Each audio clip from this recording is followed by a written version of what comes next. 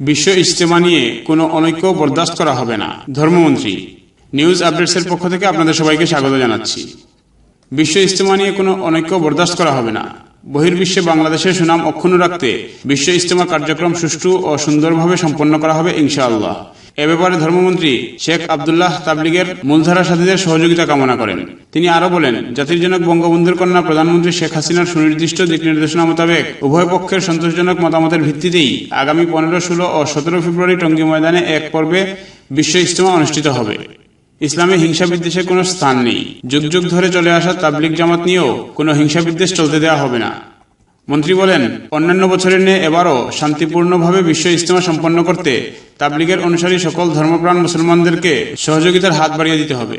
আজ বিকেলে ধর্ম প্রতিমন্ত্রী আলহাজ অ্যাডভোকেট শেখ মোহাম্মদ আবদুল্লাহ তার দপ্তরে সাংবাদিকদের সামনে এসব কথা বলেন। ধর্মমন্ত্রী বলেন, বিবাদমান দুটি গ্রুপের মাঝে সৃষ্ট বিভক্তি অনেক মেহনতের পর সন্তোষজনকভাবে মীমাংসা করা হয়েছে। তিনি বলেন, প্রধানমন্ত্রী শেখ হাসিনা দেশের উন্নয়নের পাশাপাশি ইসলামেরও উন্নয়ন করে যাচ্ছেন। তাবলিগের একজন মুরব্বী এদেশে আসবেন কি আসবেন না তা নিয়ে গোলমাল বা সহিংসতা সৃষ্টির কোনো সুযোগ দেওয়া হবে না। শেখ মোহাম্মদ আবদুল্লাহ বলেন, একমাত্র আল্লাহ পাকের সন্তুষ্টি লাভের জন্য বিশ্ব ইজতেমা নিয়ে কোনো ধরনের গোলমাল ও অনৈক্য হতে দেওয়া হবে না। যারা অনৈক্য তৈরির চেষ্টা করবে তাদের ব্যাপারে ব্যবস্থা নেওয়া হবে। এক প্রশ্নের জবাবে ধর্মমন্ত্রী বলেন, দিল্লি থেকে সৈয়দ সাহেব দামাত বরকাতুহু বিশ্ব ইজতেমায় আসা না আসা নিয়ে এখনও চূড়ান্ত সিদ্ধান্ত হয়নি।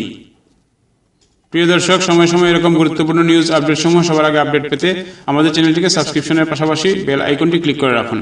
পাশাপাশি এই গুরুত্বপূর্ণ নিউজটি অন্যের নিকট পৌঁছে দিয়েও আমাদের সাথেই থাকুন। দেখা হচ্ছে পরবর্তী কোনো নিউজ আপডেটসে। সেই পর্যন্ত বিদায় নিচ্ছি।